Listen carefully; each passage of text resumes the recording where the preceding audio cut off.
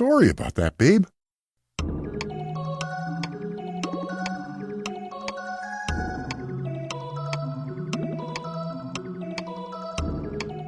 What's up, guys? Welcome back to another pickups video.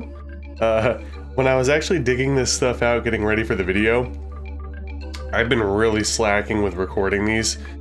Some of the stuff I forgot that I even got. Some of the things that I pulled out, I was like, holy crap, that was a long time ago. So on and so forth. Also, just a quick disclaimer, I've recently been sick, so if my voice sounds a little off, if I'm stuffy, it's because I'm still coming down from a cold. I'm also going to bang out another pickups video right after this, so the same disclaimer will be in that one as well. But let's just get started, right? So, back in September of 2022, the Harveys and I went to Robot City as a 1-year anniversary of my bachelor party, aka the Bachelor Party. Robot City Games, I did a video of them on my channel. They're a great retro video game store and arcade in Binghamton, New York. A little bit of a hike from us, but I like going like 2 or 3 times a year. So it was definitely a lot of fun. Got something from Harvey. Got, actually it's right. I'm gonna put it here because I'm gonna put stuff here. I learned from my past mistakes. But this is Nagano Winter Olympics 98 for the N64. So now I own the NTSC version, the NTSC-J version, and the PAL version. This is the PAL version. So I got all 3 bases covered. At some point, I'll have to do something on the channel with Harvey revolving around Nagano. So thank you for that, Chris. Appreciate it. Let me move my microphone just a little bit. And I guess, you know what, let's go over stuff that we got specifically from Robot City. Okay. Alright, I guess first we'll start with the first thing that's kind of in the camera's view here. And that is Lord of the Rings, The Two Towers on the Game Boy Advance. This is complete in box. I'm on a big, or I was on a big Lord of the Rings kick. I still am. My wife is like obsessed with Tolkien and Middle Earth and all that kind of stuff. And it wasn't until recently that I really started fully diving in. We watched the Hobbit trilogy, we watched Lord of the Rings trilogy, we watched Rings of Power, all within like a 2-month span. And I can't wait to rewatch everything and start playing these games because I heard these games are pretty good. And I got pretty good prices on these as well. Almost everything that I got from Robot City was well below eBay. In some cases, very below eBay. Also, they have a buy 2, get 1, or is it buy 3, get 1 free all the time? Excuse me. So I ended up getting a couple games for free, which was really nice. Trying to figure out here. Oh yeah, that's right. I didn't include it in the video, but I got my daughter a Switch game. I was trying to like figure out the math here. I'm like, where'd the extra game go? I got a Switch game for her. I can't remember which one it was. I think I might have gotten her Pokken Tournament, the Pokemon fighting game. Anyway, pretty cool. Excited to get to these games at some point, probably next year if we're being honest, but good price, good condition, and let's continue. And we got another Lord of the Rings game. Yes, lots of Lord of the Rings. We got the Third Age here. This is the Game Boy Advance version. It's a strategy game. This also came out on a few other platforms as well. The GameCube game, which might have come out on the PS2, but I have it on the GameCube. I got it a few months ago. It seems to be more of a traditional RPG, but it looks like this one is more of a strategy role-playing game. I miss those days where like the console version would be completely different from the handheld version. Now it's kind of like everything's always the same. There are no differences really. That was a big thing back in the day, obviously, with Genesis versus Super Nintendo. A lot of the games were completely different. Off the top of my head, Aladdin, Animaniacs, what's another one? I'm drawing blanks right now, of course, when I'm trying to think of them. I feel like, I could be wrong here, but I feel like the Cool Spot games were completely different as well. Anyway, lots of differences, so it's cool to get a different spin on the Third Age. I'm definitely going to get to both of these on the channel at some point, who knows when. Next, we're actually dipping into boomer territory. We got one that was basically a big joke with the boys since the bachelor party the year prior, and that's Tax Avoiders with the manual. Price on this was actually about the going rate. I didn't really save much of anything on this, but it was too funny. We had to get it eventually. It's a pretty fun game. I saw reviews for it and a lot of people were shitting on it. I mean, it's an Atari 2600 game. A lot of the games are fairly simple. You literally are like trying to avoid your taxes. Like you do like weird stuff, like you make investments and then there's like people managing your taxes and the IRS comes after you. It's really funny. I'll definitely have to play for the channel at some point just because it's a good laugh. But I'm happy to get it. Now we don't have to keep talking about it. You know what I mean? Got it for you guys. All right. We had a good time playing it as well after the Robot City trip. I'm gonna have to organize this a little bit better when we get done. My apologies. So let me think here. 1, 2, 3, 4, 5. Yes, so the Switch game was the last one. All right, let's get to the steal of the day. I'm assuming this was sitting there for a long time. And that is Alf on the Sega Master System. Now, unfortunately, it's not complete in box. When it comes to Sega stuff, because of the hard clamshell cases, I always prefer everything to be complete, but beggars can't be choosers. This is actually a pretty rare / expensive Sega Master System game. It's not like super crazy rare, but I remember thinking to myself, I'm like, I feel like this is severely underpriced. It was like 20 or 30 bucks, and I don't know the prices right now, but it was at least double that on eBay for a loose cartridge, and I was like, okay, I'll get Alf. I've seen, what's the guy's name? Darbian? I can't remember exactly on Twitch. I saw him speedrunning this for a while, like he could beat the game in like less than 10 minutes. Seems pretty goofy. I'll try to do a playthrough on the channel at some point. I know Harvey would enjoy that because his old AOL screen name was Alpha's Back. But yeah, saw it for a really good price. Had to get it. And then this was one of my free games, and I want to say that Tax Avoiders might have been my other free game technically, or it could have been one of the Lord of the Rings, but this was like the bigger free game, if you will. And this is a game that I actually owned. For a little while years ago, I would scour Amazon, and at the time I was collecting loose cartridges, not complete. I would scour Amazon and people would have poorly listed items for sale. Basically, they would lump in complete in box copies of games without, like, they would mention it, but they would be lumped in with loose cartridges and they would price it the same price as loose carts. I specifically remember getting Breath of Fire 2 complete in box way back when and flipping it because I had a cartridge. And I got this game way back when and flipping it even though I didn't have a cartridge. I just wanted to make some money at the time. Anyway, now we got it back in the collection and it was free. And that is Battletoads in Battle Maniacs. Again, I'm not a huge Battletoads guy. I think it's probably one of the more overrated franchises. You know, popular franchises at least. But, you know, a Super Nintendo game that I don't have, that's not some crappy sports title, I'll take it any day of the week. So I'm very happy to add this to the collection. Alright, let me move some of the stuff off of here. I'll be back in a jiff. Okay, moving on to some more Boomer titles. So hopefully Camfoon is watching this. I don't think he really watches my channel much, but was going on a nice little Atari kick in September as well. I need to actually start recording some of that stuff for the channel. I haven't done any of that. Maybe a stream night would be pretty fun, but we'll see. Just kind of looking up some of the games that I didn't have. I actually have a decent Atari 2600 collection. I probably have close to like 60 or 70 games from various lots and stuff that I got over the years. I prefer the 7800 for the record. I think the 7800 is a really underrated, cool system. 5200, I actually have a decent amount of games for that as well, and a flash cart. The issue with the 5200 is multi-layered. I don't want to go off too much of a tangent, but the controllers are terrible. Most of them are just dead. They don't work. I bought one that was refurbished on eBay, and even that one's a piece of shit. You need to like go all out and buy like a super duper like custom modded controller to even have it work. Also, it's one of those native RF machines, so the video quality is shit, especially for capturing. I digress. I wanted to kind of dive a little bit deeper into the Atari 2600, because I do enjoy those games. When you get a good one, it can be very addicting. And there was a few that I surprisingly didn't have that I wanted to get. First was one that kind of appealed to me due to the graphics and the colors, and that's Dragonfire on the Atari 2600.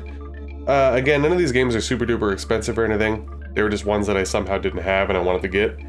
But this one seems pretty cool. Obviously, you know, I don't know if I'm going to do individual coverage or whatever, because some of the games are pretty, you know, pretty quick to cover, so to speak, you know, how I kind of do like my more in-depth reviews and stuff. Maybe I'll do like an Atari medley video or a stream or something like that, but I do want to get to some of these games at some point. But it's pretty cool to add this. I'm excited to play it at some point soon. Next is right up my alley, and surprisingly I didn't have it, and that's Adventure. Unfortunately, I got the black label, you know, not very cool looking version of it, but it was cheaper and it was in better shape, so I figured screw it. But this is one of the first like adventure slash RPG games. Obviously it's not super duper in depth by any means, but it's pretty cool, kind of maze-like, grabbing items and stuff like that. I do want to get to this. I actually do want to do a full playthrough of this. That'd be pretty fun. And probably my favorite pickup for many reasons. The game's cool. I like the color palette, and I love the franchise that it's based off of, and that's Alien. It's essentially kind of like a Pac-Man clone. I played it for like 20 minutes after I got it, make sure it worked and everything. It's sort of like Pac-Man, a little bit different. Like you get a flamethrower and you can kind of ward off the aliens and stuff. It doesn't work exactly like Pac-Man, but it's in the same vein, which obviously, if it's similar to Pac-Man, you know it's going to be a pretty fun game. I definitely want to cover this at some point. I was going to try to cover it for Bits and Gory 2022, but ran out of time. Alright, I'm going to try to speed up here a little bit so this isn't a half hour long, but I still got quite a bit of stuff to get through. Let's hop back into Middle-earth, shall we? We got Lord of the Rings, The Fellowship of the Ring on the PS2. I was trying to get all the games on the GameCube, but apparently this one didn't come out on the GameCube for some reason. Don't know why. Maybe... was the GameCube not out yet? That's possible. 2002? No, the GameCube is out. Because I had Madno 2 on a GameCube, so I don't know. Anyway, this is in great shape. One of the cool things it comes with is the collectible card inside. Oh, it says which one will you find? Oh, is it like randomized? Well, I didn't know that. But I should probably put this in a top loader. We got a very spicy looking Aragorn there.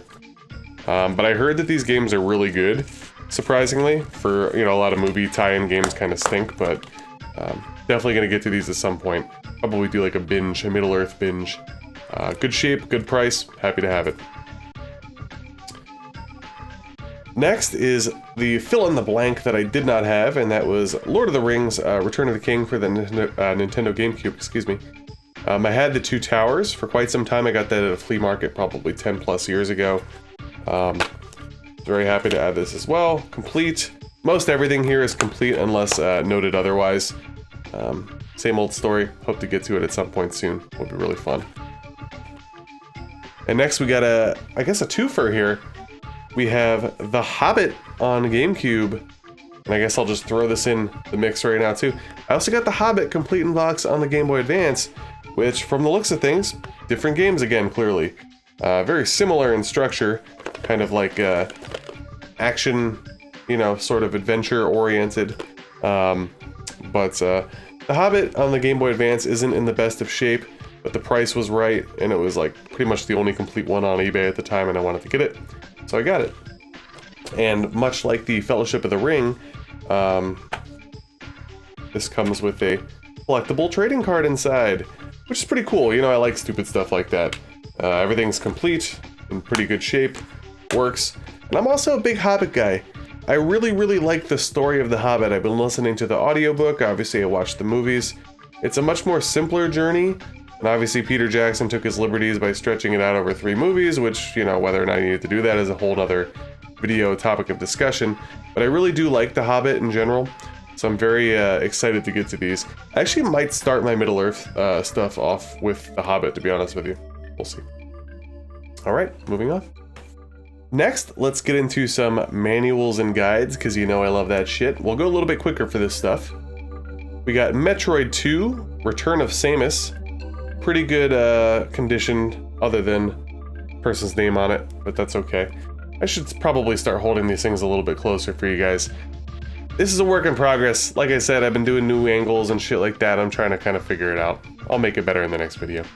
Anyway, I now have the instruction manual and the cartridge for this, and I need the ever elusive box. God, the box is so hard to find by itself. And 2, anytime you find a box with this, it's so expensive. Funny story, I actually found a very good priced, very complete in box copy of this, like with inserts and everything, like registration cards, whatever. I got it and the person canceled on me. Fucking bullshit. But anyway, I will get the box one of these days. I want to get a complete in box like Metroid collection, so. Next, we have... I didn't know that I didn't have this until I did a little bit of research. I didn't have the Dragon Warrior 4 NES map, surprisingly. This wasn't in amazing shape. I had to tape a few of the areas. We got maps here as well for like towers and dungeons and stuff. But the fact that I didn't have it really bothered me. So I addressed that very quickly. So now it's actually complete. My copy wasn't complete before. Next, something that you've probably seen if you've been paying attention to my channel, and that's the Lagoon hint book. I got it after I already beat the game. It's not in the best of shape, but I remember mentioning this during my playthrough and I believe on my unboxing. It's not super duper easy to come by. At the time when I bought this, there was only 2 on eBay, and the one that was in better shape was super expensive compared to this. All the pages are intact, it just has like a little wear, some moisture damage and stuff, and honestly, I wish I had this during my playthrough. It would have made things a little bit easier. Next, surprisingly a pretty cheap guide, and that is Vi on the Sega CD. Possibly a spoiler, but anyway, happy to get this, got it for a really good price. Again guys, even if you don't want to buy stuff right away on eBay, make sure you watch stuff, because somebody sent me an offer for this. It was like 25% off of an already low price, and I'm like, sold. Alright, and the last guide is Dragon Warrior 3 for the Game Boy Color. I'm trying to figure out where to put this here. It's a little difficult when things are huge. You know, I'm a big Dragon Warrior fan. Yes, I've never beaten anything beyond 2, but we are going to get to the NES version and the Game Boy Color version for sure, and possibly the Super Famicom remakes at some point too. So I definitely wanted to get the strategy guides for that. From what I read, a lot of the stuff is fairly similar, so you could basically use this on some of the other versions as well, to at least kind of guide you along, so that's pretty cool. Alright, and we're going to be wrapping up here with a bunch of nice, complete in box, mostly RPGs, a puzzler, and a legendary game. And I guess technically this is a legendary game as well. This is a bit of a newer one. And that is the Elder Scrolls V Skyrim. What is this? The Anniversary Edition on the PS4, which you could play on PS5, obviously. And I think it might be a little upgrade when you play it on there. But I do want to cover all of the Elder Scrolls games on the channel at some point. We're a long ways away from Skyrim. But I did want to get this. I do have a version of Skyrim on my Xbox. I don't think it's this particular one though. Might be, but I don't really play my Xbox much. I'm more of a PS5 guy if I'm gonna play something new. And my daughter wanted Skyrim on her Switch. She doesn't have the enhanced version, she has the one from a few years ago. But I wanted to get this, because this comes with all the stuff, right? Anniversary Edition includes the core game, pre-existing and new Creation Club content, plus 3 official add-ons, Dawnguard, Earthfire, and Dragonborn. It's gonna be probably a couple years till we get to this, to be honest with you, but I'm happy to have this. It was on sale on GameStop and I had a coupon, so I think I got this for like 15 bucks or something. It's pretty sick. Alright, next is a game that I had that I sold and or traded 12, 15 years ago. I think I sold it. I needed money when I moved at one point, and I think I sold it, but now I got it back. And that's Grandia, or Grandia, on the Sony PlayStation. This is complete in box. I have Grandia 2 on the Sega Dreamcast, so pretty cool. This used to be a bit of a cheaper RPG. I remember it was like hovering around the $40, $50 mark for a long time. Now it's closer to 80. I got it somewhere in between those two. Can't remember the exact price. Happy to re-add this one to the collection though, for sure. And next is probably a bit of a spoiler, but you guys saw the guide earlier. Well, now we have the complete in box copy of Dragon Warrior 3 on the Game Boy Color. The box is in pretty good shape. It's a little dinged here and there, but this has all the inserts in it, if I remember correctly. Like even like you know, like the warnings slash registration card type of things. This was, I mentioned earlier about scoping through Amazon, right? This was one that was kind of littered within, now don't get me wrong, it wasn't the price of a cart, but it was severely underpriced, and I'm wondering if this was on Amazon for a while. Don't really know. This was about $30+ cheaper than the cheapest one on eBay, and I saw it and I'm like, sold, because I had Amazon rewards points at the time. So I pretty much got it for probably like 60% off of the going rate. Very happy to add that to the collection. Battery backup still works. All good. Alright, getting down to the nitty gritty here. I guess we'll... Oh! That's right, guys. I'm a buffoon. I'm sorry. I did mention that it was buy 3, get 1 free at Robot City. I remember what happened now. I did some deals with Harvey. I remember I made Harvey get something so I can get something that was more expensive for free, blah, blah, blah, blah, blah. There were 2 other games from Robot City that I forgot to cover. One is one that I actually had in my collection before in this exact state. And one is one that I had the cartridge for, but I didn't have the box and the manual. So first, the re-add to my collection, and that's Kickle Cubicle. I used to have this back in the day, actually. And it was complete as well back then, but I believe that I traded it. I did a lot of trading for Resident Evil stuff back then. Oh, my thing's popping out here. This was so underpriced though. I couldn't believe it actually when you looked it up on eBay. It was like 40 to 50% cheaper than what it was going for on eBay.